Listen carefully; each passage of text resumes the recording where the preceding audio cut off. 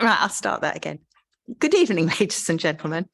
It is time. I managed to start this without pressing my mic, so I'm repeating what I said before for the benefit of anyone watching our proceedings this evening.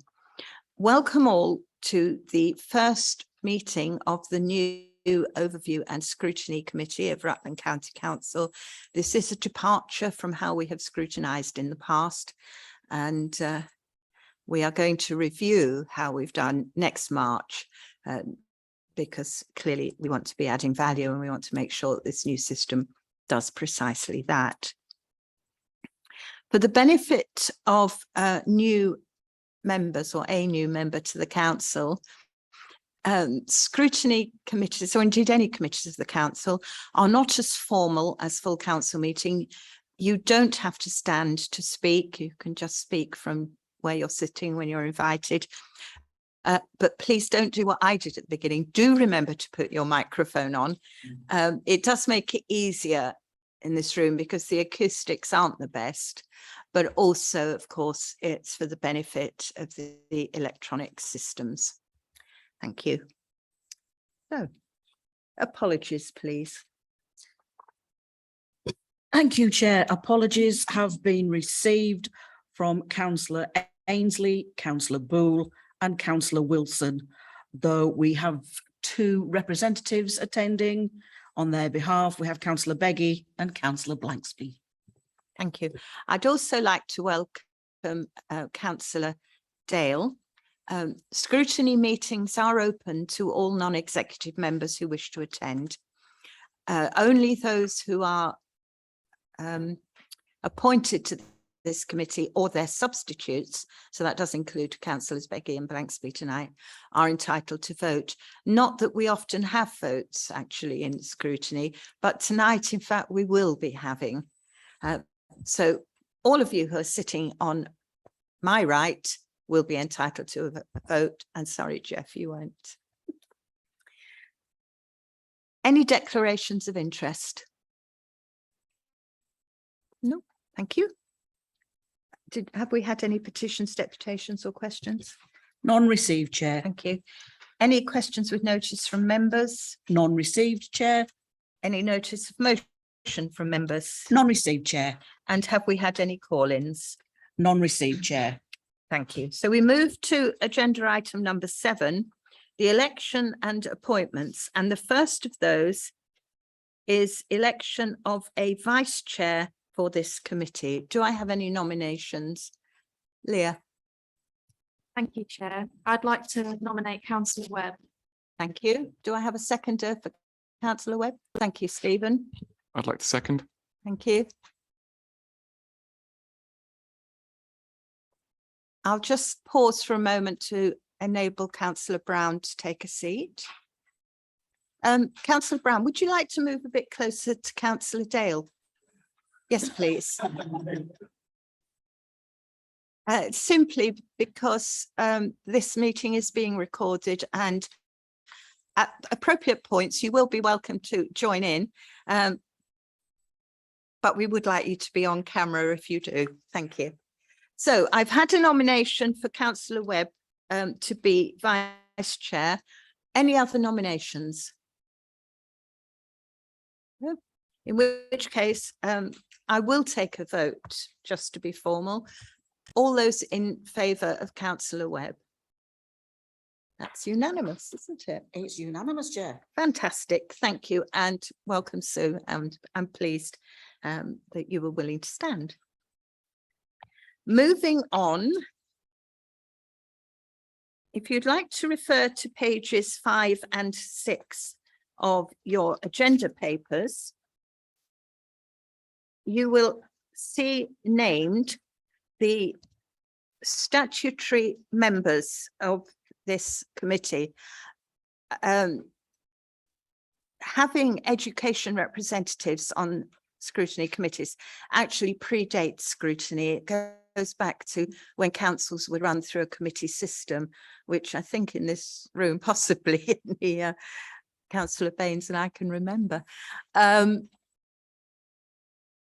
Their role is as the term statutory suggests, it is a legal role, and they have an entitlement to vote, speak and vote on matters pertaining to education. Clearly, when the systems changed and we had a cabinet model with scrutiny, it did slightly change their involvement in the council. And but whilst we had a children's scrutiny committee, there was a natural place for them. There isn't any longer. Clearly, when we were looking at education matters, we will invite them to be fully involved. I am going to talk to our new Director of Legal Services about how we can involve them more widely, because it isn't always obvious when there might be an education element to a topic that we are talking about. So I will deal with that, but we do need to confirm them, and their names, as I say, are listed on page 5. Peter French from the C of E Diocese, Sarah Stickland, Parent Governor, Sian Armstrong, a Parent Governor, and Andreas Menzies, the Roman Catholic Diocesan Representative. Do we have to formally? Yes, please. Can I have a proposal then? Thank you, Nick. I saw Nick first. I saw Edward second. Second it. All those in favour? Again, unanimous. Thank you, Chair. That's unanimous. Now we need to move on to the election of a representative to the Leicestershire and Rutland Joint Health Scrutiny Committee. I was appointed at annual council by virtue of the fact I am chairperson of this committee. I think we tied the two together. We do have a second representative, which we're going to vote on in a moment. And we also are entitled to have a substitute, which I'd also like to deal with. As a county council, we have elected to join with our colleagues in Leicestershire and Leicester to set up a joint health scrutiny committee. And its role is to scrutinise matters of health that pertain to all 3 authority areas. And the vast majority of our health matters do. I think, Lucy, you'll agree with me because you've had experience of it, that it's actually a worthwhile body. Yes. Thank you. And certainly those who've attended in the past have found it useful. So can I have a nomination, please, for the second member? Nick? Thank you. I have spoken to Paul. He is happy to be nominated for this role. Excuse me. Do I have a seconder? Thank you, Sue. Are there any other nominations? Chairman, I don't know because I haven't spoken to her, but Councillor Toseland did take a very active part on the task and police group. I don't know if it would be something she would be interested in or not, and I haven't approached her before the meeting. Yeah.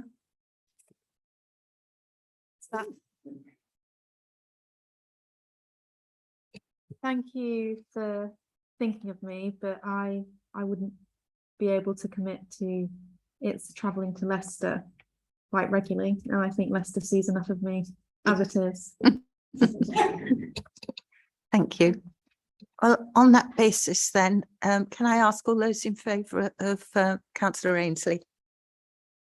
Again, unanimous. Thank you, Chair. That's unanimous.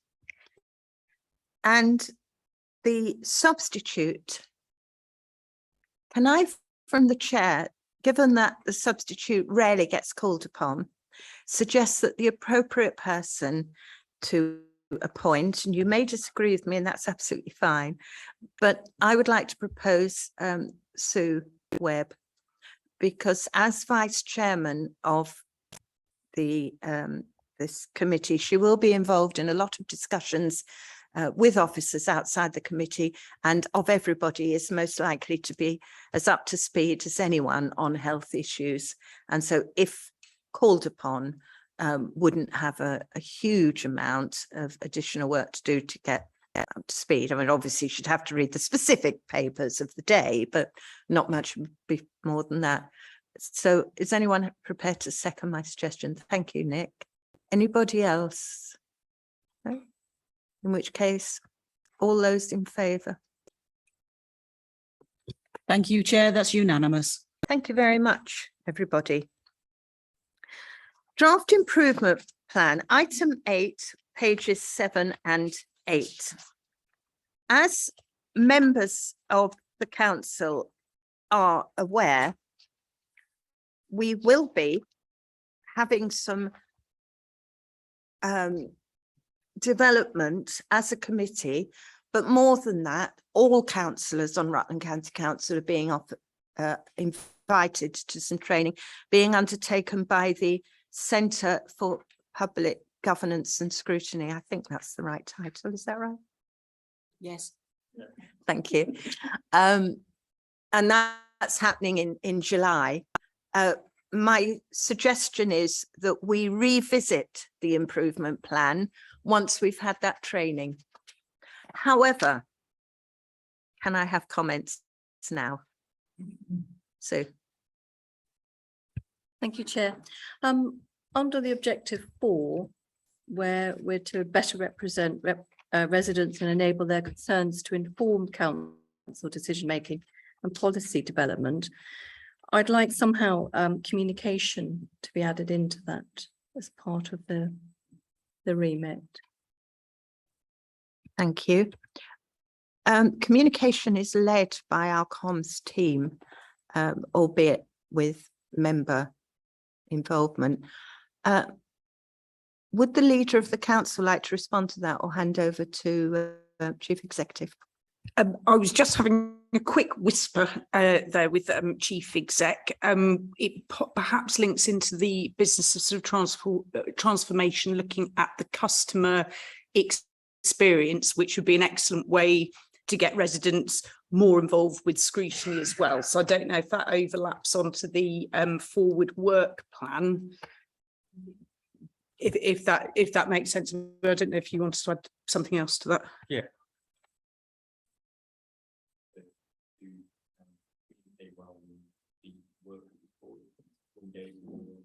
Sorry, to engage them in all of its activity. And if that's the case, I think we've already got that in our plans.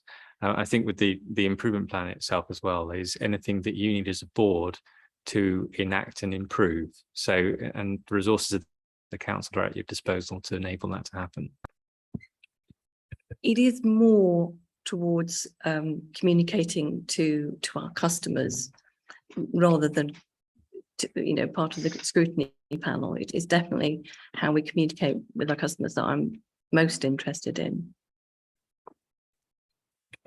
Just ask a question of clarification. That'd be right. Of course. So when you say that, do you mean the council, or do you mean how you as a scrutiny commission engage with them about the issues they may experience as customers? Well, partly. From some of the material that I've read that officers have put together, I don't like some of what is said in that, and also going beyond this. Well, no, that's it really. It's what is said about our customers. Is that not clear? Yeah, no, sorry. Yes, I'm just trying to put it in the context of an improvement plan for the scrutiny to improve its scrutiny. Versus something that we need to improve as a council. I don't think the two are in isolation, because if as a scrutiny panel, whatever we do, it's for our residents out there. If our residents have misunderstood or are unaware of something we are doing as a council, it makes it well nigh impossible for us to work effectively. So I think there has to be a dovetailing of both sides, and I think that needs to be reflected in our plan as well as being part of the customer experience plan. Yeah, no, I mean, that sounds eminently sensible. Thank you, Leader. Right. Anything, are you content with that? So Yeah.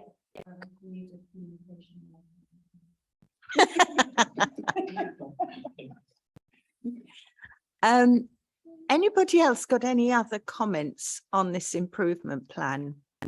That includes our Jeff and Paul over there. No? Sorry, Edward. No, that's fine, Chairman. Just to say, I'm so pleased that we've got a RAG system, because elsewhere I found that an extremely useful, quick guide, and it does allow members to focus on the important things. And so I'm just very, very pleased that that is there. I don't know if it was previously, but it's certainly something I would welcome. Okay, thank you. Anybody else? No? Well, as I say, we will be revisiting this. So, and I imagine after we've had the training, there'll be quite a lot we want to say. Okay, thank you. If you're all happy, I'll move on then.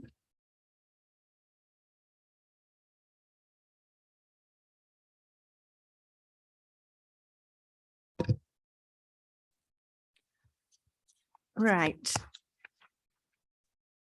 We have had a draft work plan. It's been put forward largely by officers and is reflecting major activity that's coming up. Various things have happened over the last week or so that's going to impact on the work that we do or don't want to do. And I've also had some comments coming in from other councillors about the sorts of items they want to see on the work plan. But what I would like to do, if you could turn basically to page 15, the things about Leicestershire and Rutland that I had sent out, the joint health, that was background information. But page 15 are the options we've had so far. What I'm going to suggest is that other things I write up there when you suggest them, and we'll see where we go. And then we can start to look at some prioritizing, at least for between now and the autumn. So we've got things to be getting on with. So, thoughts? Nick? Shall I read my list, Chair? Can you read it slowly? So I just want to stick my list on your board.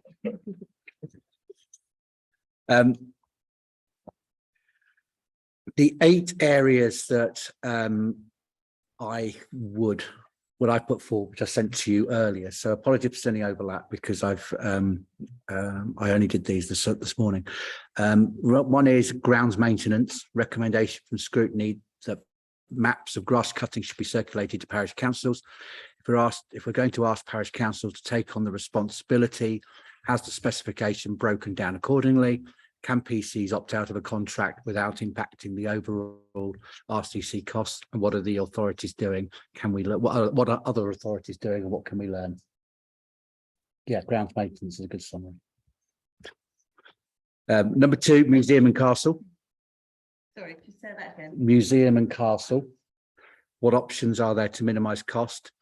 What are other authorities doing, like Shropshire?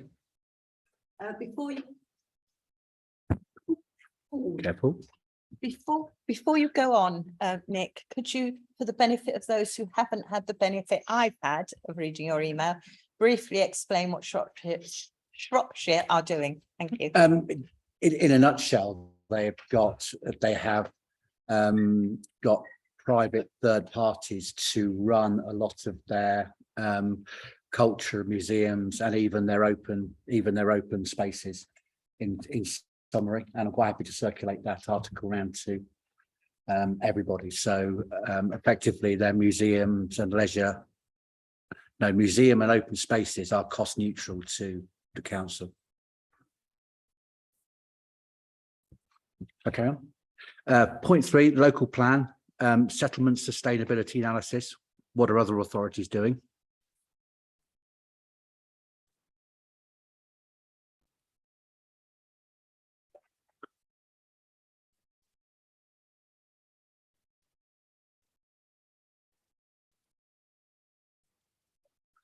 Number 4, use of S106 and SIL money. What are members' priorities rather than officers' proposals? What plans are there to implement any of these? And are we in danger of losing any monies?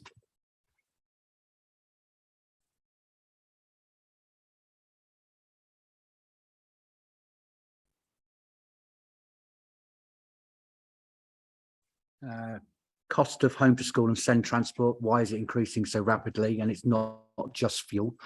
Is there a way to help mitigate this?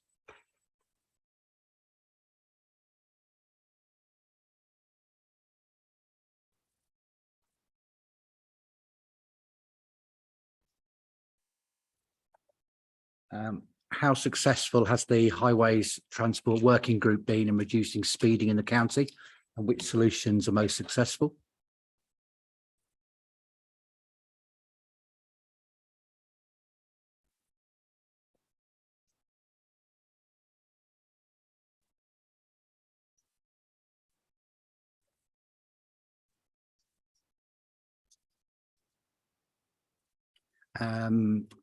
Penultimately, with the closure of facilities at VAR, have all services found new homes such as healthcare Rutland?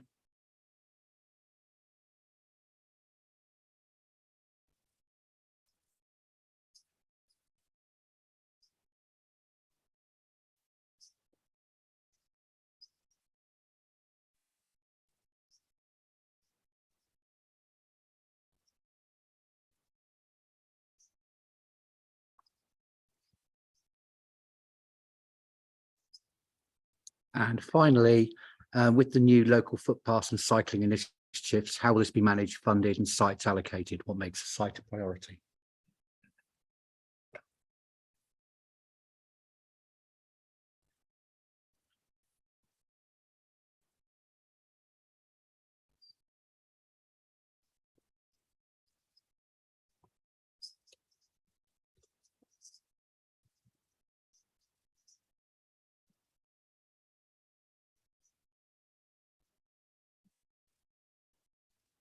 Are you done? Anybody else? Edward? Simply really to say on the special education need transport, I wonder if that deserves to be on its own. I'm not sure whether it's audit committee or this. Can I not respond to that for a moment? I'd like to get the thoughts up first before we decide how we're going to deal with them all. And while you're thinking, some of us who were on John Morley's briefing for members this afternoon did feel that we needed to add to the list homelessness, prevention of homelessness and related matters.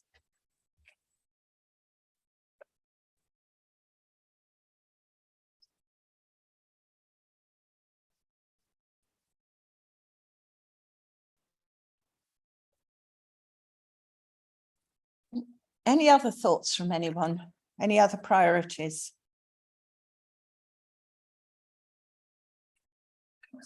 If you put your microphone on, yes, but not otherwise. One of the problems is this intensification of the rail we have experiencing. We've been upgraded to a level B major freight transit route, and also they're building the national rail freight interchange site at Hinckley, which means all the East Coast port stuff is going to come through us. We're probably the only town that gets completely divided on the whole of that route by other than by having rail crossings pedestrian without having a bridge going across. So it's going to make a major effect if this new hub gets on, and I wondered if a task and finish group could look into and take evidence of what's going to happen and how it's going to affect our town.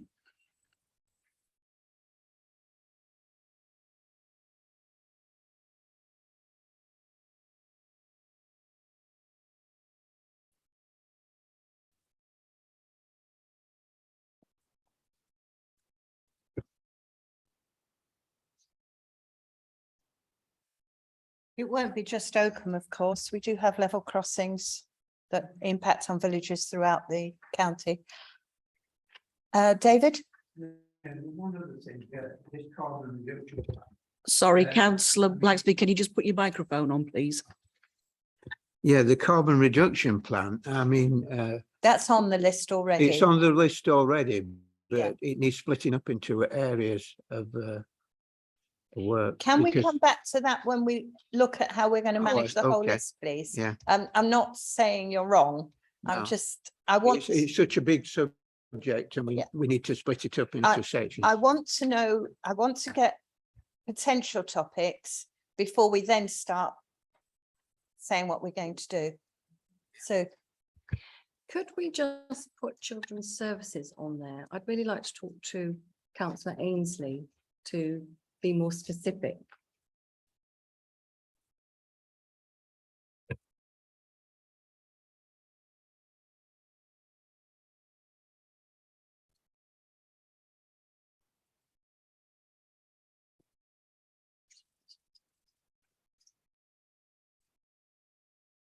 anything else?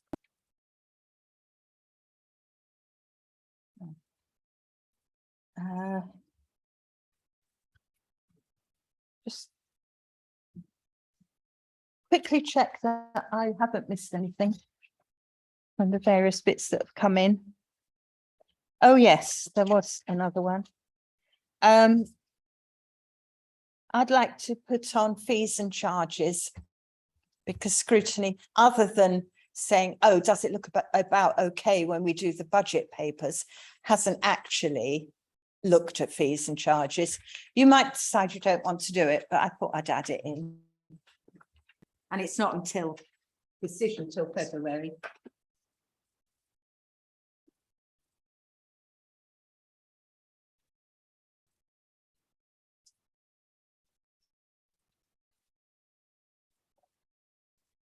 Okay.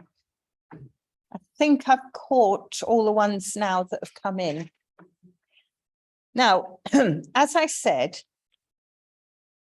the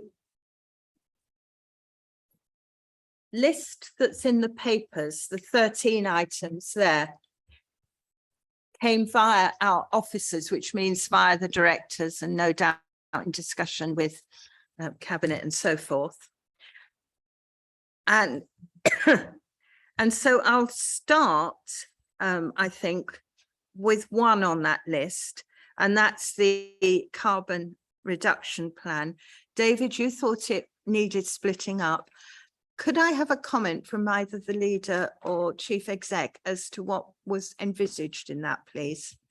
Yeah, yeah, thank you, Chair. So just to remind the committee, council moved a motion to be net carbon zero. It wasn't the county, it was the organisation itself.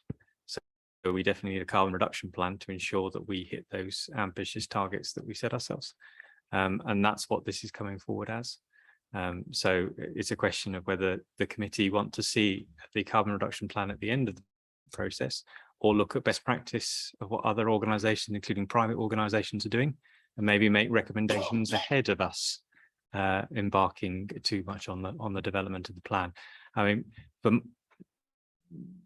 I think in the spirit of the new approach to scrutiny, it feels that if you were to do it, the latter would be the better way, looking at what some of the the groundbreaking private organisations are moving forward with, and taking some learning on that and recommending what we can place into our plan to as an organisation. Yeah, there's just one thing on that. The quickest way to offset our carbon footprint is on insulation and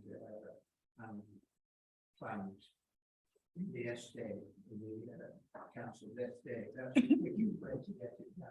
And the second one is the second one is one that we can do straight away, is to change the fleet over and get the electric charging points in place. It's a quick thing to do.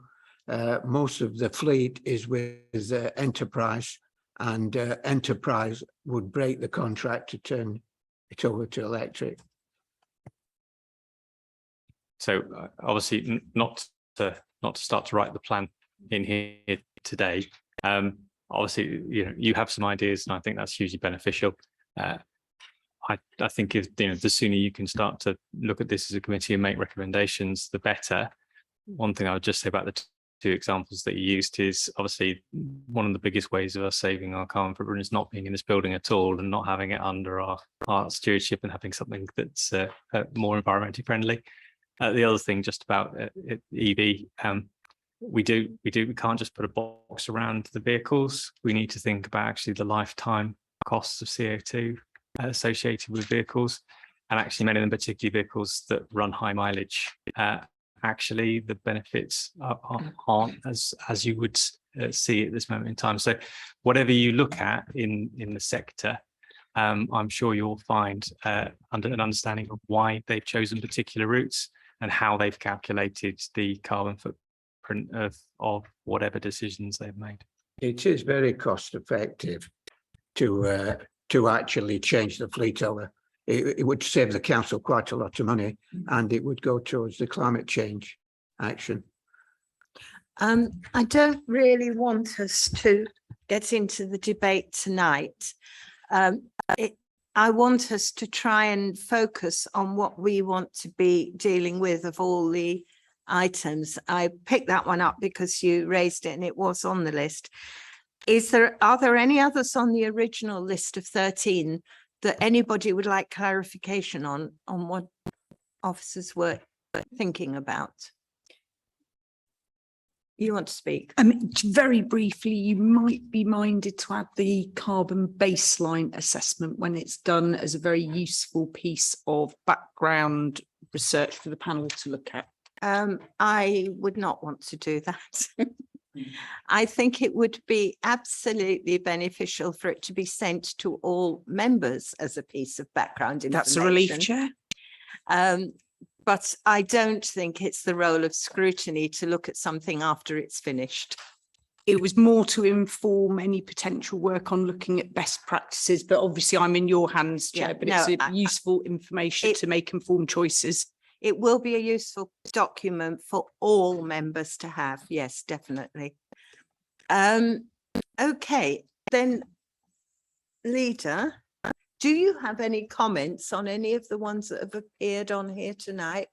Or does the Chief Exec have any? He does, yes. Do you, Leader?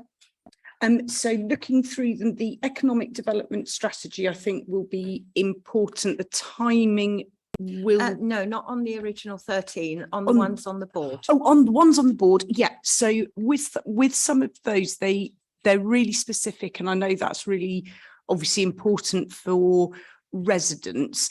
Some of them I was taking a slightly broader picture. So for example, that Councillor Beggy made about parishes and mapping and grounds maintenance, that might be something a broader sort of look would be looking at our relationship with parishes, where we charge, where we don't charge, the equity across the county, because we know that there are inequities between various councils. So it might be that whilst grounds maintenance is one example, scrutiny might find it very beneficial to look at the whole shebang in terms of how we recharge parishes for things, what are the cost benefits, etc. So that struck me on that. And I think the fees and charges, what struck me with that is in terms of when we say we want to recover all costs, are we actually recovering all costs? In that, have we included overheads and that sort of thing? So the top one, I would say, is a wider exploration of recharging to parishes, equity between parishes and town councils, and parish meetings, of course. And then fees and charges at the bottom, the one that you put on there, Chair, possibly exploring what we mean by recovering all costs, and well, checking that we are. I'll finish there for the minute. They haven't been used for 2 years.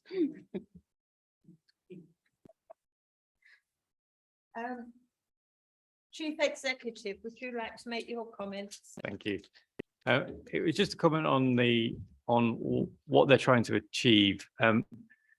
Some of them lend themselves, many of it, as you spoke, Councillor Beggy, were related to what the council is doing and making a judgment on what the council is doing. I think a number of those actually lend themselves to actually finding what others are doing and feeding in recommendations of how we might change. So, and not all of them, but a number of them. So I was thinking the museum and castle, you gave one good example, maybe others. There will be a culture review. It would be very useful to have some recommendations from the committee to feed into the culture review as we move forward. It's good to see some outside elements that are beyond the council too, that affect our community. So like the railways, I think it would be very beneficial for the committee to have a number of items other than health that are about looking outside of what the council delivers. Just in terms of children's, I know there was weren't specific on it, but so 3 areas for me that are of interest, I think.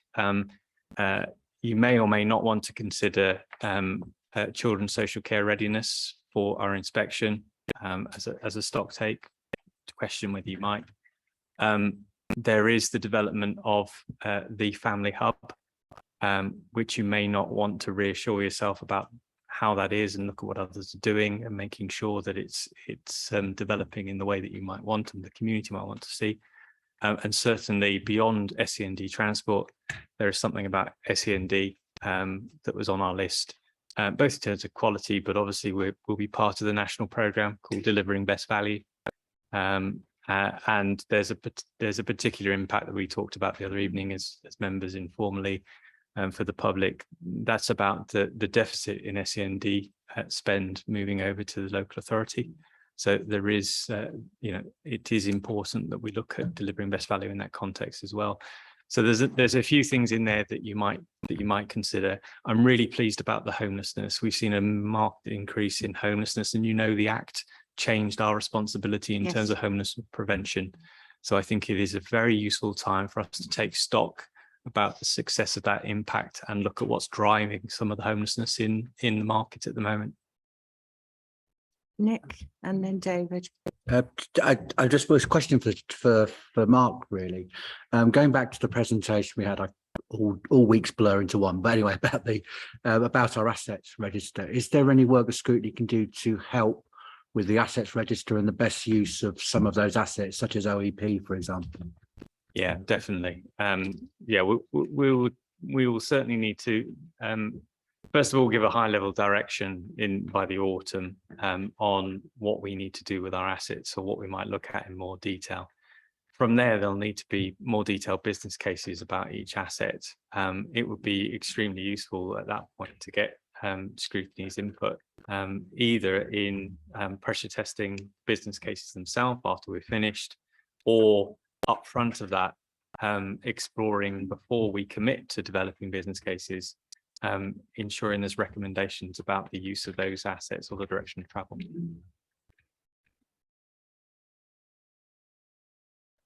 I think it is important that we choose to work on areas where we are going to have the greatest impact, which is why I made my rather flippant comment earlier when I said no to Lucy about her suggestion, because I don't think there is any point in this committee looking at a report that is virtually ready to go to cabinet. There's not a lot of input we can put in at that stage. Some of it is useful information, which we should all have, which is why I did the follow-up comment saying, yes, please send to all members. So I think when we decide on our work programme, we need to be conscious about what difference can we make. Secondly, we need to understand how we're going to do this work, because our model to date in Rutland has been these committees, and it was plural committees in the past, plus one task and finish group a year. That's quite a rigid structure for one thing. And secondly, I'm not sure it's always been necessarily the most helpful. When we as councillors agreed to the new structure, we also agreed to having working groups to having evidence gathering sessions outside this meeting and reporting back to this meeting. We've also got some activities that are carry forwards from last year, which I think it's important that we follow through. So I would like to deal with those first. And access to dentistry is one such. We have been trying to get the commissioners of dentistry to come and talk to us. I think that is essential, particularly in light of the latest letter that has come out from my dentist saying that they are handing back their NHS contract. Mark will correct me if I've misremembered, 2,000 appointments a year they've had.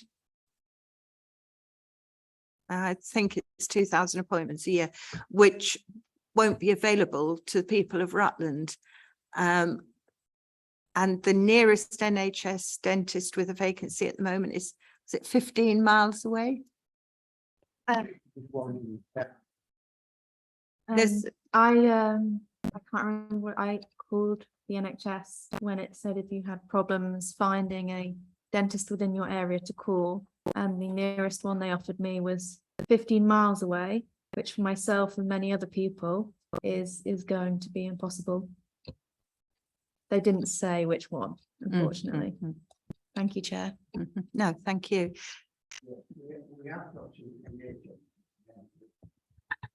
But I suppose they're full. That's why you were sent, because we have got one on the high street next to the Umbro.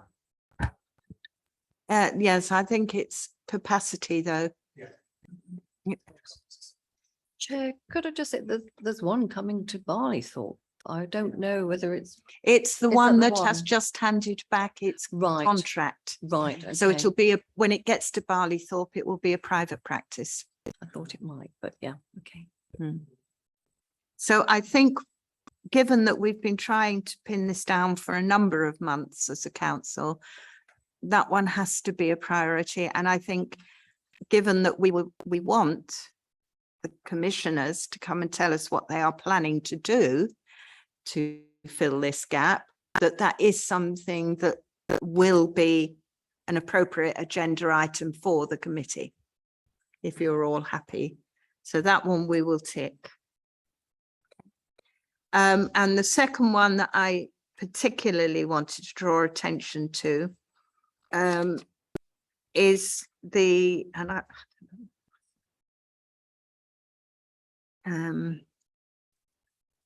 Minerals Authority contract, which again is a hangover from last year. I have spoken to Nick about it because it was Nick who raised the issue in the first place. Nick, do you want to say? Yeah, well, Gordon and I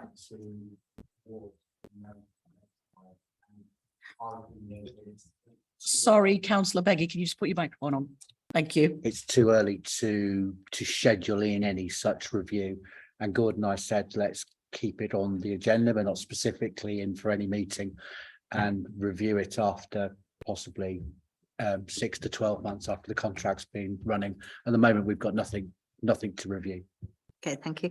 I think that one, when you do review it, when we review it, and I'm suggesting that Nick leads on that, is that it's done as an evidence panel that then reports back to this committee with any recommendations. Are we happy with that approach?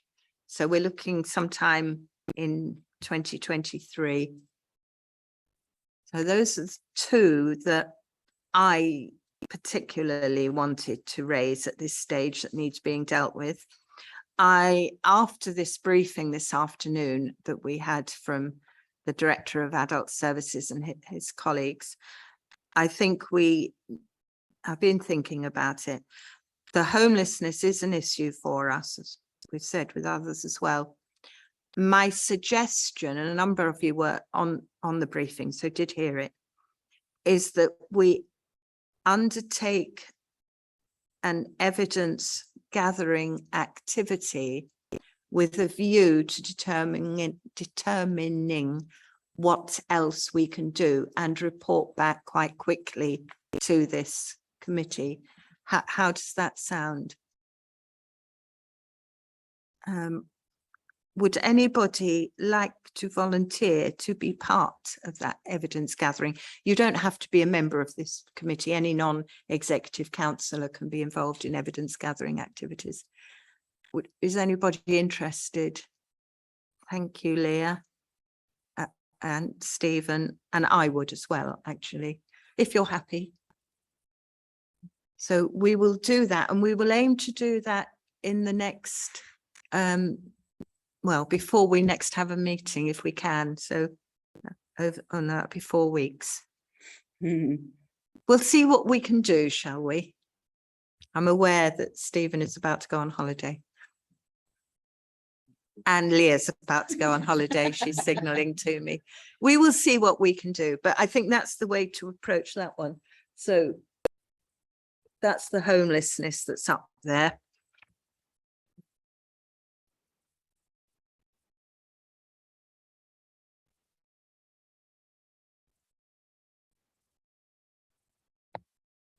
For those of you who weren't at the briefing, I think the most shocking piece of information for us all was that the majority of those facing homelessness are in full-time employment.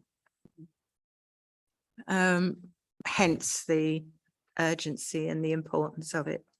Okay. Now, are there any on the original list or up there that you think, oh, that's a waste of time, we don't need to consider that? Or much more significantly, we're too close to a conclusion and a decision that actually we can't add any value? Nick? I'm going to sort of answer your question. I've just been through my list, and I think there is at least 4 of them I think I would scrub off, because I think, for example, number 3, the settlements sustainability analysis. I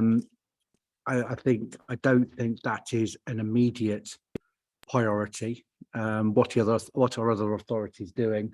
I think a lot of that work has already would have been done by Roger and co. So I don't think we're adding any value. We're probably too late to that party. Is that right, Mark? Yeah, and I think all members will be involved in settlement hierarchy. Absolutely. So, yeah. I think number 5. Sorry, is that the third one? Sorry, yes, third If one. I summarise. Third one, yeah.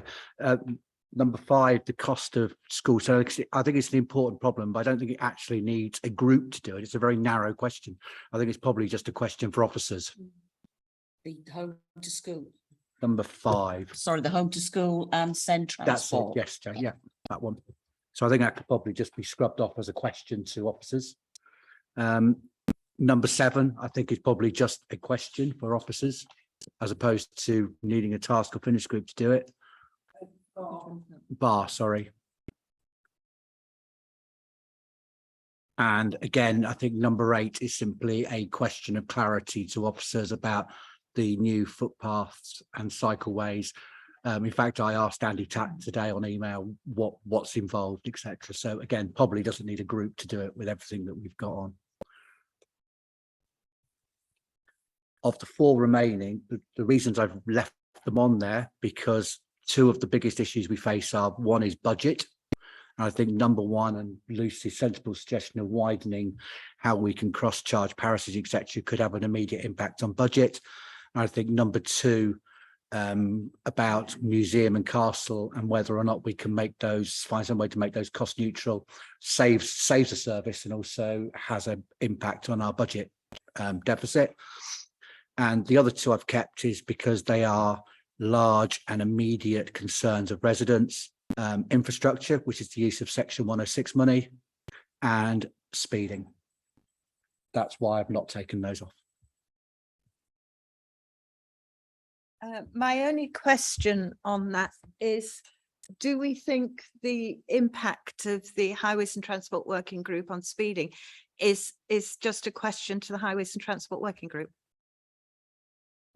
the only reason I've kept it on there, Chair, is because it's particular issues in all. I had a long chat with Rosemary about it today, and it's a concern for all villages, in particular.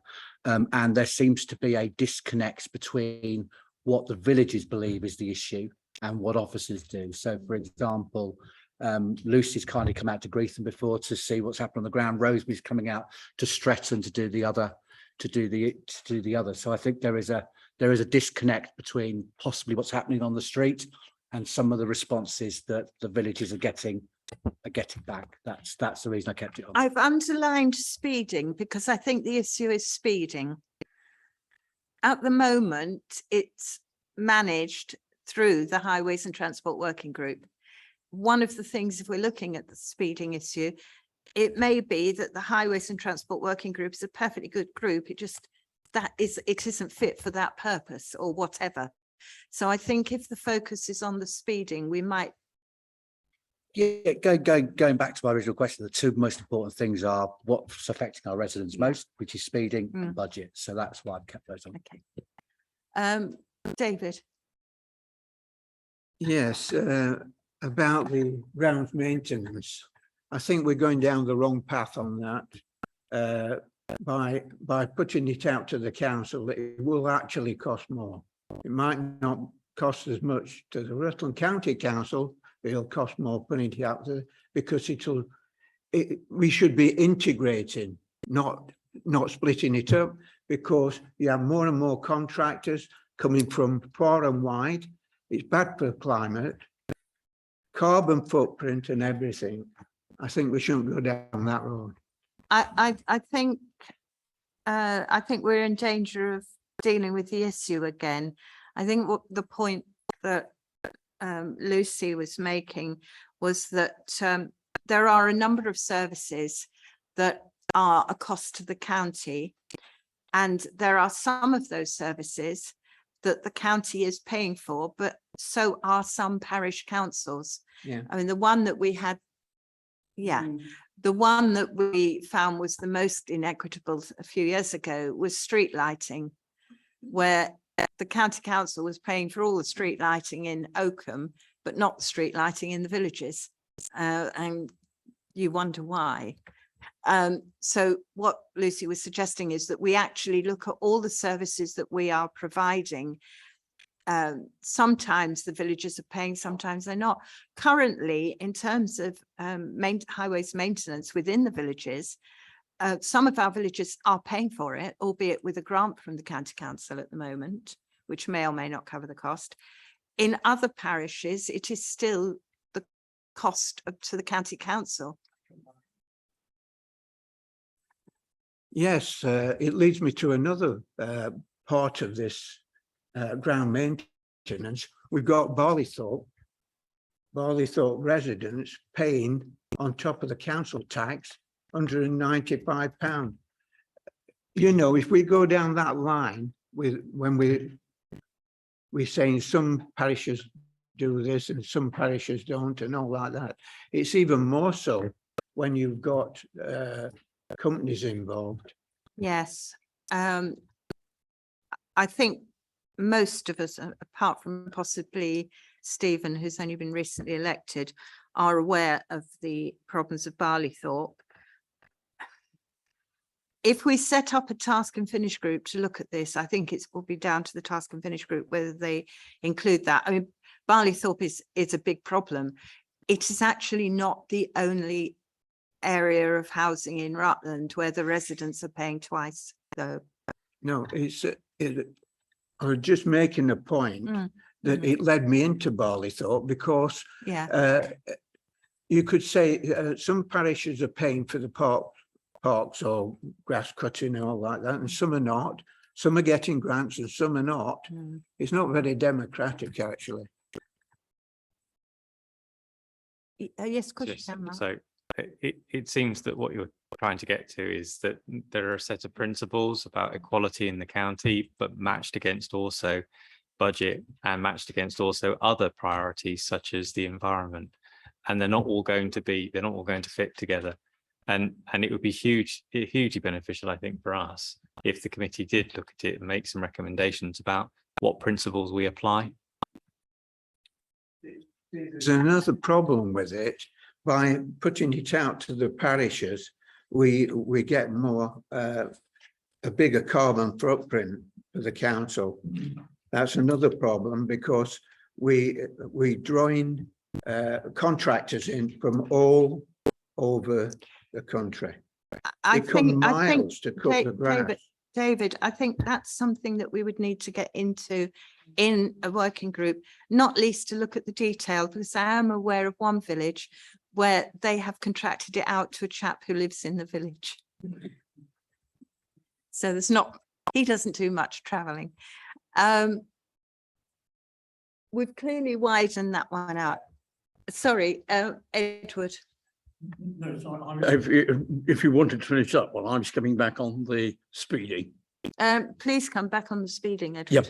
Yep. No, what I was going to say, I entirely agree with what Nick's saying. There is a perception in most villages that it is a problem. But I was mindful of what you said right at the beginning. We ought to concentrate on things that we can influence.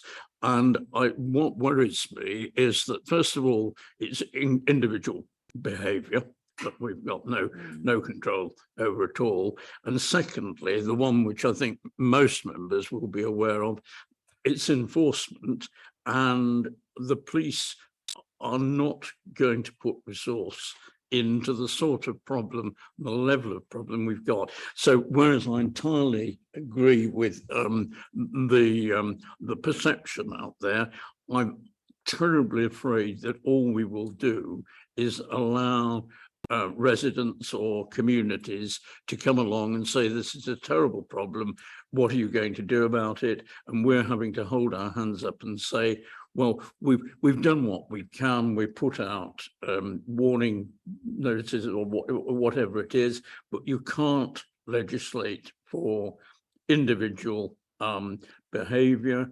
I mean, I happen to live at the end of a village, and it's only a day ago that I had to, I won't say jump, but move very rapidly to avoid someone coming up on the blind corner, and you know, out of the village doing 40 miles an hour. What can you do? I mean, what? And so this is all I was concerned about, Chairman, that as I say, your original remarks, we need to concentrate on things that we can influence. And I'm terribly afraid that this is one that we can't do a lot about. I'm sorry to sound pessimistic, but from the point of view of the workload of this this scrutiny, I'm not at all sure that it's time well spent, but I may be in the minority on that. So could I come back on that? While I respect what Edward is saying, we have time and time again, the parish council has tried to alter the speeding within the main road on Barley Fault because it jumps in very short periods, coming out of town at 30 to 40. So they race up to the Catmas roundabout, they're speeding, then they've got to slam on their brakes if they do to go to 30. The parish council has carried out its own speed and its own speed guns and things. So it's got separate data to what has been carried out in highways. So I do think this is critical that it is looked at. I know we're time bound or limited, but with potential other developments also coming along, it's really important that we look at the health and safety of particular roads within our county.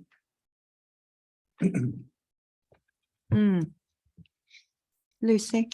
Sorry, just one, because again, looking at the speeding and obviously Councillor Beggy's point about the Highways Transport Working Group, if you like, delivering the engineering, we have got our Safer Community Partnership. One of the 5 aims is around road safety. So it might actually be that you want to look at it from the aspect of community safety as opposed to a more engineering aspect, which is what the Highways Transport Working Group in effect does, because actually you're looking at enforcement, behaviour change, perception. So it might be through the Safer Rutland Partnership that you could look into that. Just a sort of small suggestion. It's probably a combination of both, I think, because there is an inconsistency of speed measures across different villages, and just to have some guiding principles, because somebody goes into one village and say, well, they've got that, can I have that? If that makes sense. So Can there's I a make- combination of both. Can yeah. I make a suggestion? And thank you for your comment, Lucy. It was very helpful, and it's what's going to lead to my suggestion now. And that is that definitely at the next meeting, the July meeting, we invite the lead officer and portfolio holder with responsibility for the Highways Transport Working Group now, and ditto for the community safety, they may be one and the same person, to come and answer questions on both aspects of it, which will then, I think, enable us to either decide we need to do a lot more detailed piece of work, or depending on what response we get, actually make some recommendations. Does that sound like it might be a way forward, Nick, as you raise You this? did kindly say earlier, Chair, that I could disagree without getting Yeah, of course you shouted at. I'm just concerned about what we're going to, I've spoken to Rosemary at some depth, who certainly is Highways Transport Working Group. I don't know if she's responsible for the other one. No, that's Councillor Oxley. He's responsible for community safety because it was sitting in my old portfolio.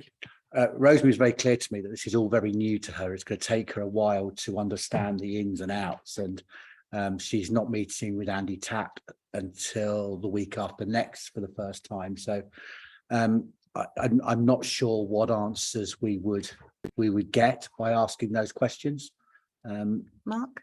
I was just thinking about in the corporate strategy, which is obviously not approved yet. It's going to council in July. There's a commitment in there around the public realm. And one of the things I know Councillor Stevenson in her time in the portfolio was planning towards was looking at certainly how you standardize some of the things in terms of entry into villages, exit the villages, those sorts of things. So everyone knows what you can get and what you don't get, and what to expect and the impact that it can make. And it stops some of the issues that we've got. We are committed to doing that public realm strategy.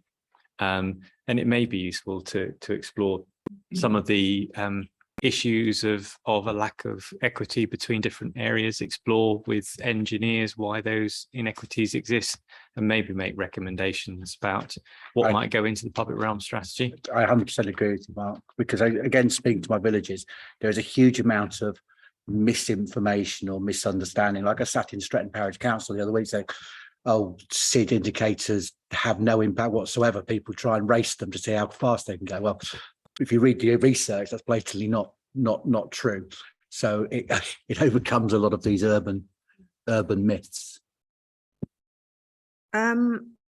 Okay. Are we talking autumn? Yeah, I mean, it depends on what else you've got on, but I think with ones like that, it needs a little bit of work. I'm happy to take it away, talk to the respective director. I'm sure you'll talk to the portfolio holder leader, and we'll recommend a time that we can come forward to meet the expectation that you want. I think it's very important, though, that I'm taking Lucy's point about community safety, that we are getting a joined up answer that includes community safety, but more than that, that this committee has an opportunity to find out more, but at the same time make recommendations before it is too late to change anything.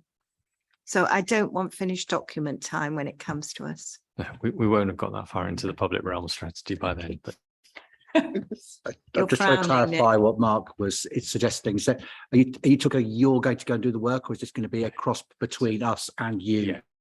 yeah. So what I want to just make sure is obviously the portfolio hold. So this is at high level. So I just want to make sure that I understand what you want to achieve. It'd be useful for me to have a conversation with the director to understand how we can deliver that for you and the timeframes that we can do that.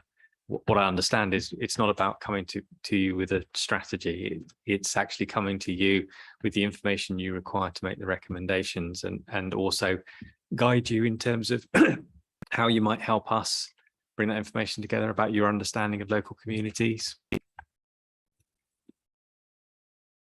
Okay, thank you. We have, as you can see, quite a lot still of items that need to be looked at. We have a way forward on a few of them, but not many.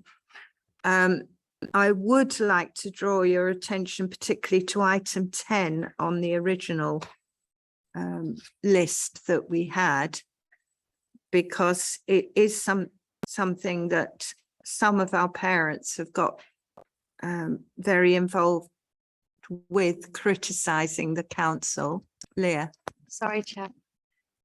Sorry, Chair. I should have conflict of interest on that one for me because my children are under the same department.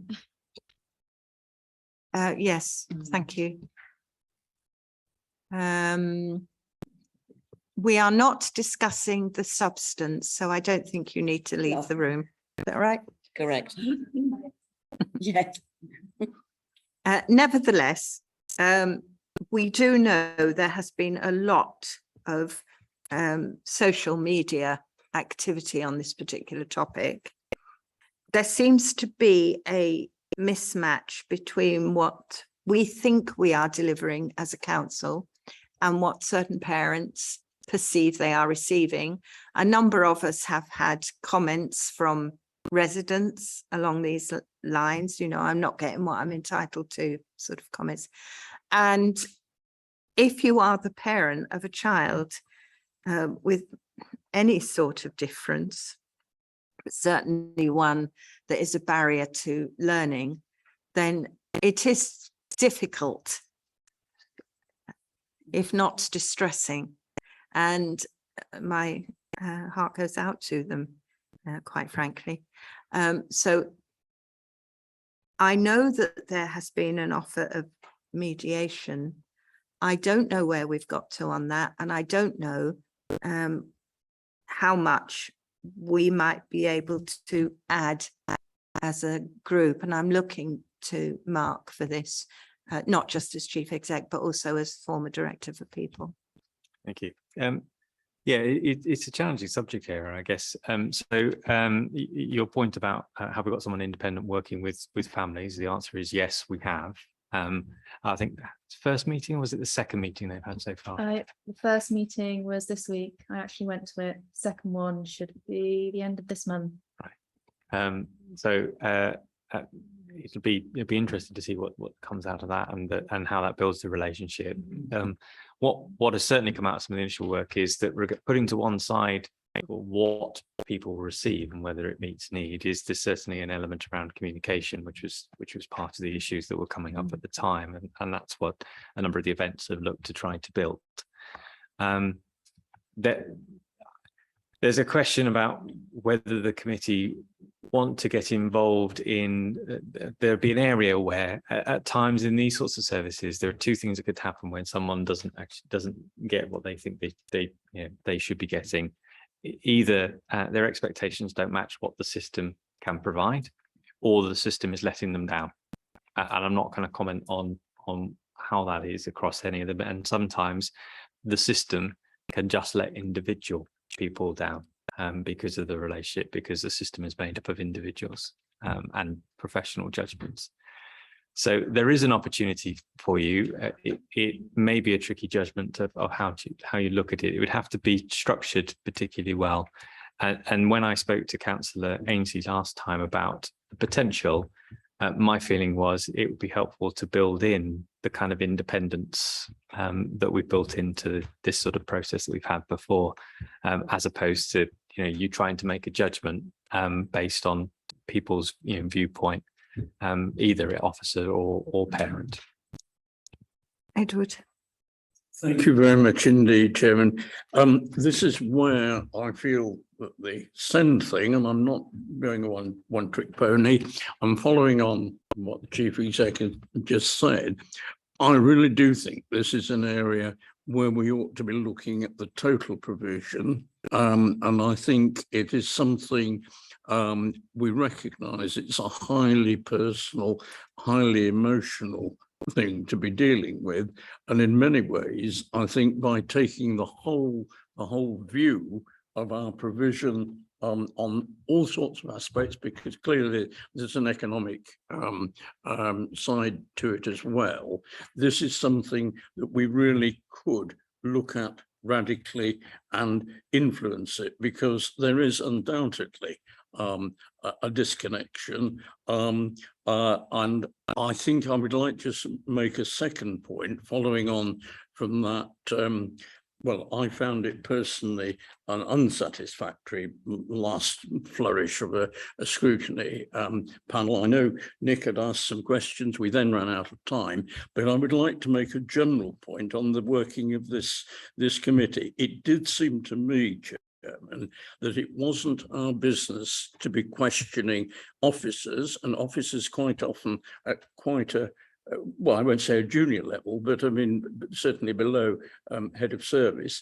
But I think that is where we would expect the portfolio holder to come and take those questions, because it is a matter of policy quite often. And I don't think it is fair to put particularly an entire department represented by junior officers quite often. And I don't think we should be cross-examining them, if you like to put it in that term, whereas it is perfectly legitimate, in my view, to question the portfolio holder, not in necessarily an aggressive way, but so that we get a very clear view of where we are. But I would make the point, Chairman, I think this is a really big issue, and I really think we could influence it from the scrutiny point of view, and which is why I was trying to broaden it. Thank you, Chair. Thank you, Mark. Just the other bit I should have mentioned actually is that while we allow that independent sort of person developing the relationship to bed in, we are in the autumn embarking on the Delivering Best Value program nationally, and they provide a range of experts, both from in terms of how you're delivering a meeting need, but also in terms of forensically looking at how you spend money to meet that need, to see whether you're delivering best value. It would be probably beneficial for the committee to allow that independence on both counts to do their work, and then maybe look at the outcome of that prior to us then changing internal policy. The difficulty about policy, of course, in this area is a lot of it is set for us nationally, and then it's the professional application of it that sometimes gets called into question. But it will give us a greater base of evidence for you to consider what to do next. Nick? Yeah, just going on what Ed was saying a little bit. I can't find the minutes on here because scrutiny's all changed, so they're on here. But I do remember from memory that we asked lots of questions and made certain commitments to parents at that last scrutiny meeting, which I think do need to be reviewed at some point, because I think as members we were dissatisfied with some of the responses. We did make some commitments to parents, and I think we need to revisit that topic with the portfolio holder, perhaps, as I said, to see if we've had any change in outcomes. We will be looking at performance in each of the directorates at some point during the year. I don't mean that vaguely. I mean, it's going to be at the appropriate point. And we will have the portfolio holder in to answer our questions on performance. And it, of course, doesn't have to be the written data that we're given. It's any performance. So if you've been getting questions from members or seeing comments on social media, of course you can ask questions pertaining to that at that point in time. So that's going to happen as a matter of course, because that is partly what this process is about. In terms of what we committed to do carrying forward, we didn't pick anything up on children, did we? No, Chair, we went through all the sets of minutes and pulled out all the relevant actions, and there was nothing from the minutes that wasn't put on this list as an action moving forward. Okay, I will need to go back and revisit my notes because I know that we asked some very searching questions in that meeting, and I thought we made some commitment to have a further review at some point. So obviously I've missed something, so I need to go back to my notes. I know Paul was on the children's panel. Would you like to come in, Paul? Yes, I can't remember. I can't actually remember what you're saying, Councillor. So, but I do remember that there was a lot of questions that arose. I don't think we gave commitments to parents, but it was thrown in at the last minute. There was a sort of ombudsman or some adjudicator, because most of the people who were complaining, 64 parents had formed an action committee, and that they were going directly to the tribunals without going to mediation, which was had a lot of cost to this council by taking that action, because it had to be, the council chooses to be represented. Mediation is going to be forced in if the white paper comes through before you go to tribunal in the future. And what I think I was hoping for was to hear the results of that independent person that was being employed, and to see how that was materializing and how far it has gone. And to that extent, I'd like to see scrutiny continue. Yeah, I don't agree. All I'm asking is that this subject needs to be revisited, because I know we were not satisfied at that meeting. Absolutely. So the responses were what we would have liked to have heard. Absolutely. I take the point, though, that Chief Exec's making about the government sponsored support that's coming in the autumn. I think that's the best way of putting it.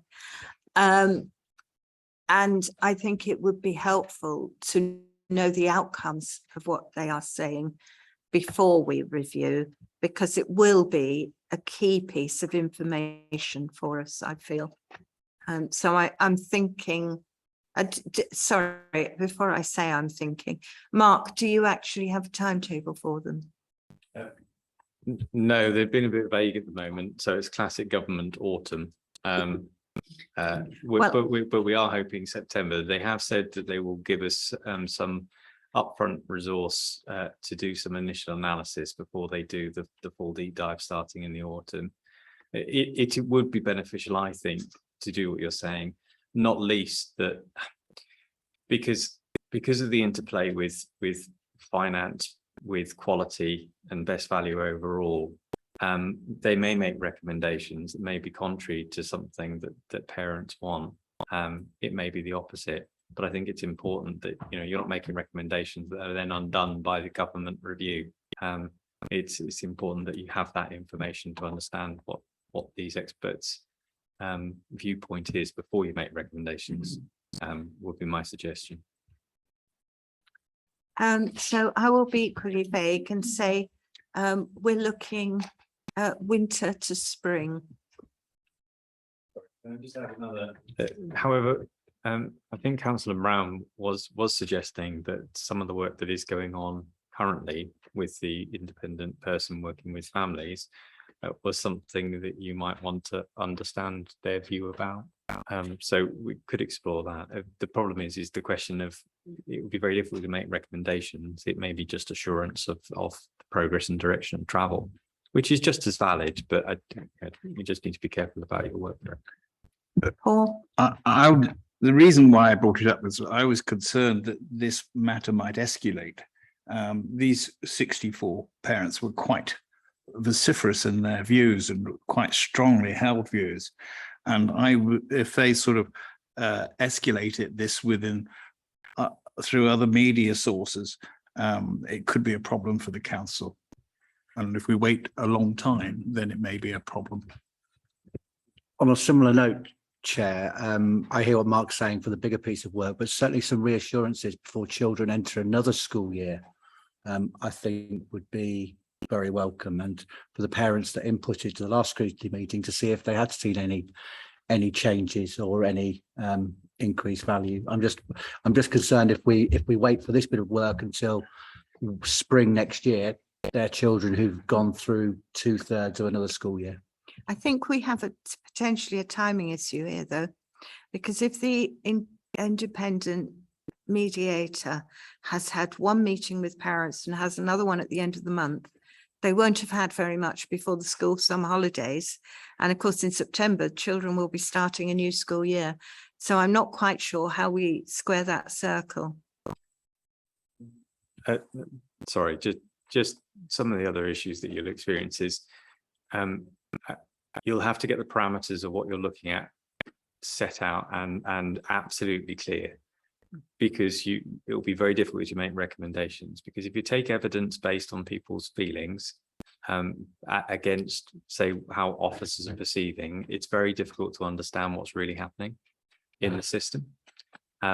So there's a question for me of how you build the right level of evidence for you to make firm and sensible recommendations. Because in some cases, we may be letting families down. In others, their expectations may go beyond what the local authority can deliver. And the question is, how do you tease that out through whatever evidence compiling that you'll want to undertake, if that's what you're trying to get to. If you're trying to get to something else, then we need to understand that in full. I'm just, what I'm concerned about is that the committee add real value to improving services, and that we're very specific on the evidence that we're looking at to weigh up the balance of what's happening in the system. I have suggested earlier on today, sorry, Nick, I'll come to you in a moment, that a few of us, and it's specifically 3 of us, are going to look at the homelessness to see what it is we might do. Would you like to set up a similar group to potentially scope Same thing. out for special? My suggestion was going to be the same, Chair, that maybe the children's alumni, so to speak, regroup, revisit our notes, and as Mark said, come back with, this is what we do, this is what we're looking for, and be very specific. I think the only people that can do that is our old group, because we were the ones in the meeting. So I think that's the best way forward. Well, I'm unwilling to commit Paul, as he's not here, but I am perfectly happy, Nick, to commit you. Nick, would you be happy to coordinate? You don't have to be a member of this panel to coordinate working groups. That's the whole point of the new system. I will do that. Thank you. And you have Sue's support and Paul's support, at least. And Edward's. There you are, you see. You have a team. And the other Paul. So there we go. Yeah, well, I'm sure he'll want to be, but it's unfair when he's unable to be with us this evening. Are we happy that we have a way forward on that? Great. We've still got quite a few items. I'm conscious of time, and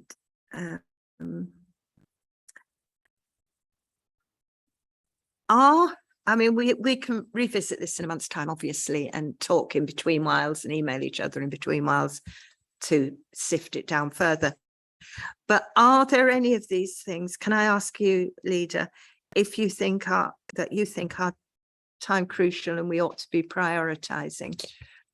So I'd be very keen on item number 6, which is the customer experience work. Obviously, we've covered that a little bit in terms of objective 4 of the scrutiny, but in a much wider sense, linking into the transformation agenda, gathering evidence from residents and really making sure that voice comes through, I think would be really, really important, and understanding the journeys that our residents have when they use a service or contact the council, because ultimately we are here for our residents. So that for me would be a really, really important one. And I'd be very grateful for Scrutiny's input on that.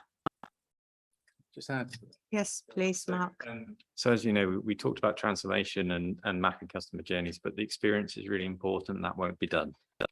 So we know that I've seen lots of compliments in the organisation, seen lots of complaints in the organisation.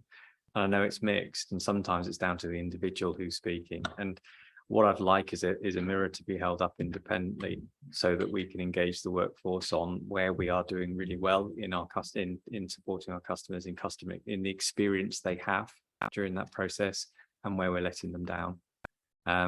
And having some elements of mystery shopper would be an excellent way to engage with the community. I just think this is a nice one for the committee to think about a different way of doing it. You know, instead of us writing a report on how we think we're meeting customer needs, is really speaking to customers, getting them to experience our services, those that have experienced our services. But it has to focus on some of the things we're doing well as well, the bits that we can build on to demonstrate where we're getting it right, and so other people can reflect in our services. I'll be honest, it's a struggle for us. We've done a range of things and a range of services to try to build better customer experience, and I'm not sure it's all completely taking. So it's timely, I think, that if we could have some support from Scrutiny to look at it. Nick. I promise I won't keep talking on every subject. It's all right. In my day-to-day job, I've done a huge amount of customer journey planning and mapping and marketing. The worst people to do customer journey planning are the people within the organisation you're trying to map, because you know where to go, you know how to get there. Very easy for you. And I've, in fact, the company I worked for a year had to completely rip the website apart. It was obviously written by people that absolutely knew the subject inside out. So I have to concur with Mark, to get Scrutiny's involvement from the outside as opposed to the people that know the systems is invaluable. You can see from the website it's written by people that know what they're talking about, as opposed to people that need information. But just to be clear, Chair, it's about the experience. The customer journey mapping will be done as part of transformation, not by us, but by an external body who will come in and map every single customer journey we have. I think that will be a task that's too much for Scrutiny, but the experience of the interactions, the journey, that they have with us, when we talk to them, when we write to them, how it feels. Because invariably it's less about, when I see the compliments and the complaints, it's got nothing to do with actually the service we gave. It's more about how we gave it. When's that due, Mark? Because in my experience, it's normally better to do the experience once you know what the journey is. Yeah, I appreciate that, but we've got a bit of a problem with our commissioning approach and how we go out, so there may be a small delay, but it would be ideal, but I would prefer this one to be done sooner, because by the time we've done the customer journeys and then we looked at those customer, we've done the whole mapping process, we're still behaving as we are. And I think there are some improvements we could be making in a very short space of time if we had that mirror held up to some of the positive experiences that people have and the times we don't. I'm also a little worried about how sort of a different way of working and hybrid working has affected some of our interactions with customer. In terms of how we behave. Sometimes we've gone too informal, it's too over friendly, and there's too much relationship as opposed to being professional, and sometimes it's gone too far the other way, it's too cold. And so I'd really like to understand where we're at this moment in time. I do understand what you're saying there, Councillor Bay. It would be better. Yeah. Not us then, as councillors. You can, if you I know it was Nick. If you feel the need to build that, if you want to build that into the scope, then more than comfortable for you to do that, positive and negative. And it's important that we do the positive, because I want to reinforce and build on the success, not just beat the organisation. David. Yes, just a few points. The website, the county council website, is a bad experience from point of view. So let's not explore it now. But so the website is being done. We've got a website project. You're absolutely right. It's the experience for most people communicating with the council. It isn't good. Yeah, like all things, it was I'm sure it was a project that had great intentions when it was done, and like all things, without the investment to keep it functioning effectively, it's just grown into a website that's impossible to navigate. Plus, the structure of the way the website works makes it very challenging to set it up, even in a way. So we have a website project. We are changing our website and approach. There will be some restrictions because, you know, the council can't invest hundreds of thousands of pounds like private organizations can, because we don't benefit from customer footfall as a result of it. However, there needs to be improvement. Whilst that is important and our customer journeys, we're a people orientated organization, and I'd really like to focus this piece of work on our behaviors as officers in our interaction and culture of our interaction with the community. Sometimes we do amazing things, and other times we really let ourselves down. And I'd like really the committee's viewpoint on that and being able to make some recommendations to us. The suggestion is that that's run as a task and finish group. First of all, do you want to do it? And secondly, are you happy for it to be a task and finish group?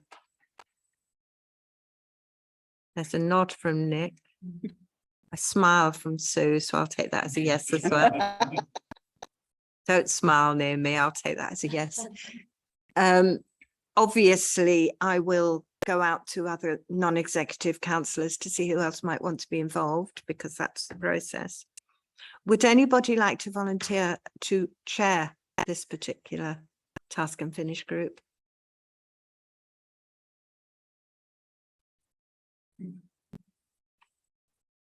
Oh, Nick, thank you.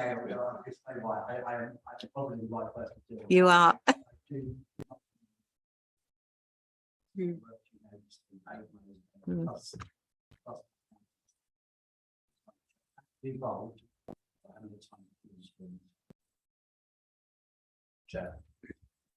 Tom? Obviously, if you are going to go out to members, perhaps that's a chance to see who outside of this room could want to be involved. And we will probably want to be coming back to this committee with some terms of reference for all of these task and finish groups Oh, and yeah, evidence yeah, panels anyway. So absolutely. perhaps we can set a target of setting the membership and a chair by the time we set those terms of reference and set the parameters. Yeah. Okay, thank you. That was very helpful. We have a few others that I think may be linked in a way. And that's number 7, 8, and 12. Because they're all to do with business one way or another. And I think they're areas of activity that actually are, first of all, important that we understand all the implications of them all. And we all understand, not just those in this room, but all councillors, and I'm including all members of cabinet in that, not just the portfolio holders.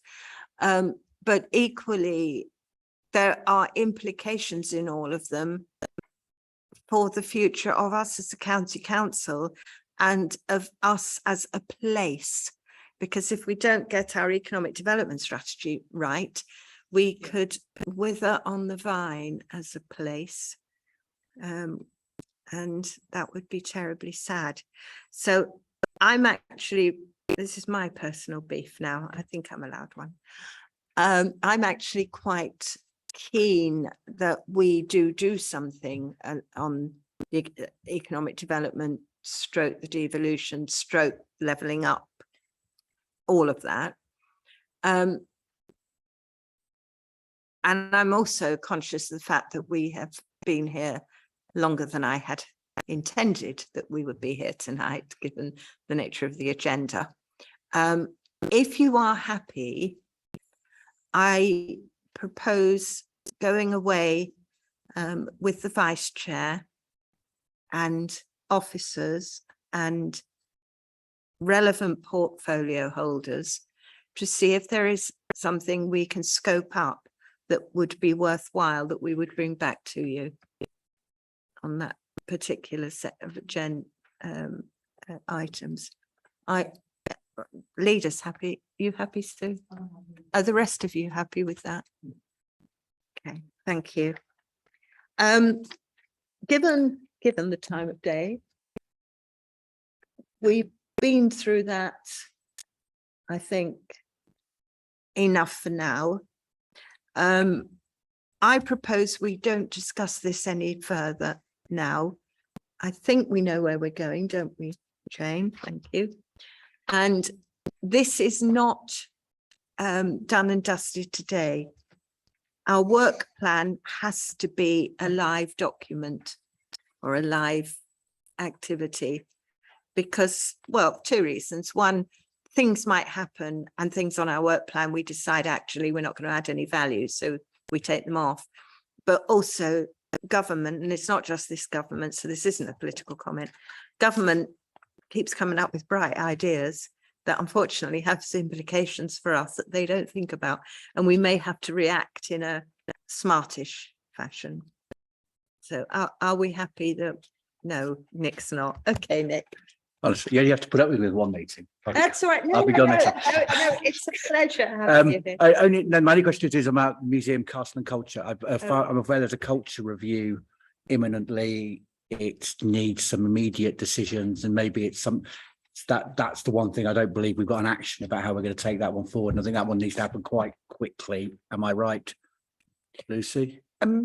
So what I had suggested, I think, at the last GIR panel, and I appreciate I've changed portfolio, was that actually a sort of informal initial meeting, because I think you're absolutely right with the culture review. Obviously, we've got leisure running at the same time. The Councillor Oxley is on a sort of fact-finding mission looking at the whole offer across the county, but it might be something, Chair, that perhaps approaching Councillor Oxley to organise not necessarily a public meeting, but a sort of informal meeting to look at where the cultural review is sitting at the moment, and for the overview scrutiny panel to consider what would be the most useful, greatest value added to the whole process, because I think it is a really important one for our residents, a very challenging one in terms of budget and other pressures. Are you happy with that, Nick, as an approach?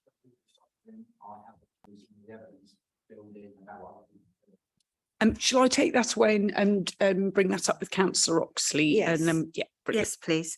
And can we make sure that when something's set up, that non-executive councillors are all invited, not just this committee? Because I keep saying it, and I know it's boring that I keep saying it, but it's important. Scrutiny is for all of us, not just the 9 of us who sit on this committee. And I think it's important that everybody has every opportunity. David.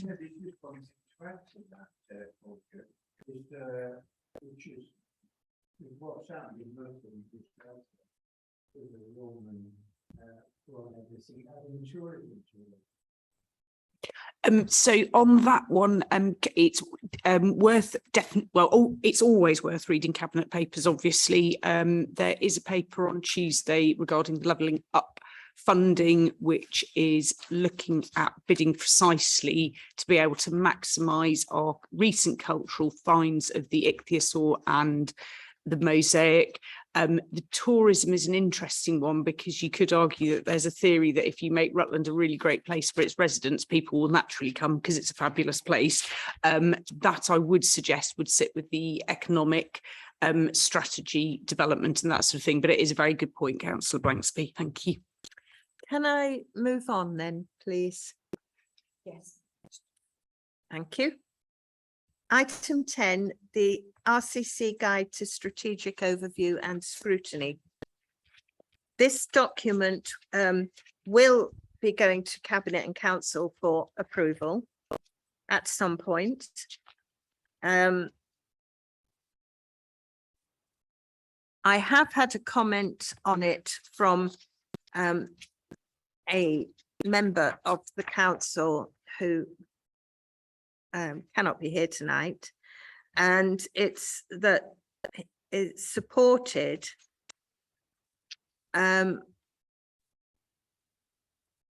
but he feels that the section on the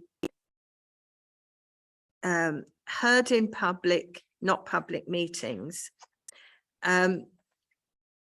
it's correct, but he says we repeat it rather a lot during the document, and he feels this gives the impression that we actually don't want people engaged. And we do know that the public can ask a question at scrutiny. So in that sense can be involved, and it is explained in the document. Unfortunately, that bit isn't explained till near the end. So that point has been raised. Well,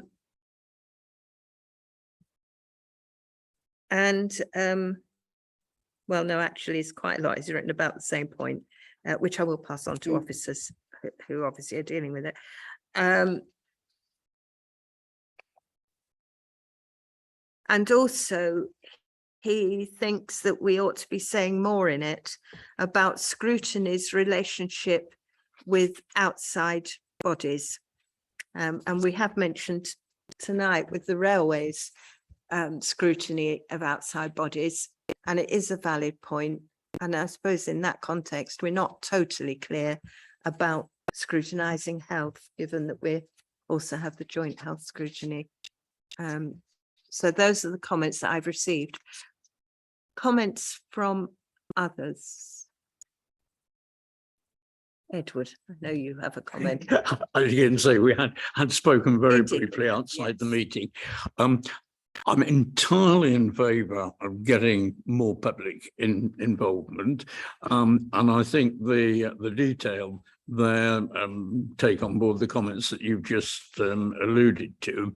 But it does seem to me that if you are not used to council business, you're simply someone who member of the public, a resident of Rutland who is concerned, then it would be helpful to have a short executive summary with this document as the appendix, because I think to express somebody who's not used to local government and committee work and so on and so forth, to read through 21 pages of detailed thing, with the best will in the world, I think might find it rather off-putting. So that would be my only thing. I have no problem with the direction, but I would like it to be just a bit more accessible in terms of an executive summary.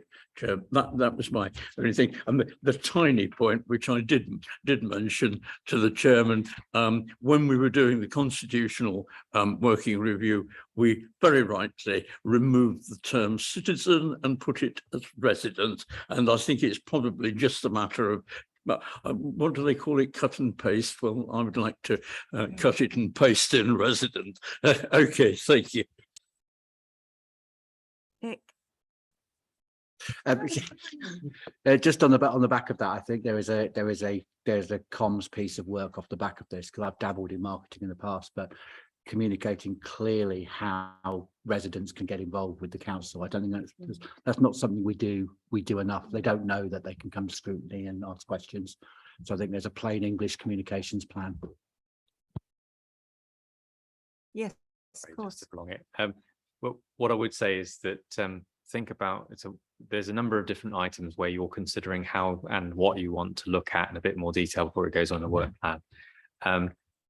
Engaging the public is not just about them coming here and asking a question under our formal constitution. So think about how you want to engage with them, and then we can engage our comms to enable that to happen, or through scrutiny to arrange for groups of residents to come together. So before, residents in the main, what we've had is when someone has a concern, they come here, they either ask a question or they're invited to tell their story of the thing that's wrong.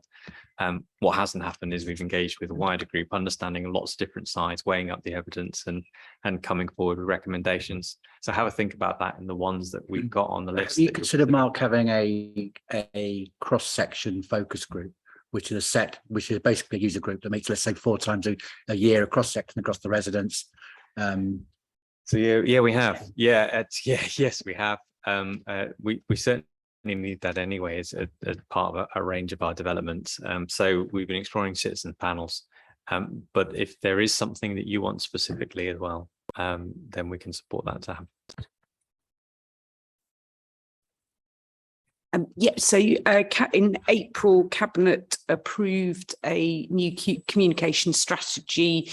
Part of what I've been doing at the moment is working with our head of communications to look at how we deliver on that. And funnily enough, I was going to be putting some excerpts in from it to my all members email tomorrow. One thing I also think that we need to consider as well is how we as councillors support that communication. And it might be that actually the scrutiny panel says, right, well, actually we've come up with a much more user-friendly, less bureaucratic type thing. So it's not, so it moves slightly away from, dare I suggest it, marking the homework of the officers and what are produced, but actually looking at our role as councillors and how we can assist with that engagement with our residents. If that does that make sense, Councillor Beggy? Yeah. I have a couple of comments on this document. The first is the Appendix A. If we are wanting residents to fill that in, it is actually quite daunting, I think, for a lot of people. So it might be that we need, well, no, it might be. I think it is essential that we also have something that says, if you've got a topic and you're not quite sure how to fill in the form, this is who you contact. And I'm quite happy for the contact to be the chair of the Overview Scrutiny Committee. I'm not necessarily saying it has to be an officer, so that there is somebody who can help them get it into the sorts of words we're looking at or looking for. And secondly, actually on that form, I think the first bit where you've got the yes, no's is the matter of concern to residents. Well, clearly, otherwise they wouldn't be raising it. So I think it's a bit tautologous, really. It's only just occurred to me, and I've read this goodness knows how many times. So Would that then be helpful to say, based not quite, are you alone with this? yeah, Because actually it might be that, well, actually the SEM parents, 64 families have said they're unhappy with that. So maybe there's something where that could be quantified, in terms of, is it just you? Is it your street, whatever? I don't know, just something tightens up there. indeed, I think that's right. And because we're also saying local businesses, partners and stakeholders, I think it needs to actually be broken down and get rid of stakeholders, because all of those are. So why have them as well, if you see what I mean? And so we get an idea of whether we're talking about concerns to business or concerns to the NHS, partners, whatever. That's just my thought on that one. And my other it's a comment, it's not a thought. Appendix C is what I will be filling in to send on to Cabinet after our meetings. And just so everybody is aware, including Cabinet Leader, I'd appreciate it if you passed it back to Cabinet. I will not necessarily use this format. It depends on what the topic is. Yeah, I will write it in the most appropriate way for whatever it is I'm reporting back. Just in case people feel that we're constrained in what we're allowed to say. We're not constrained.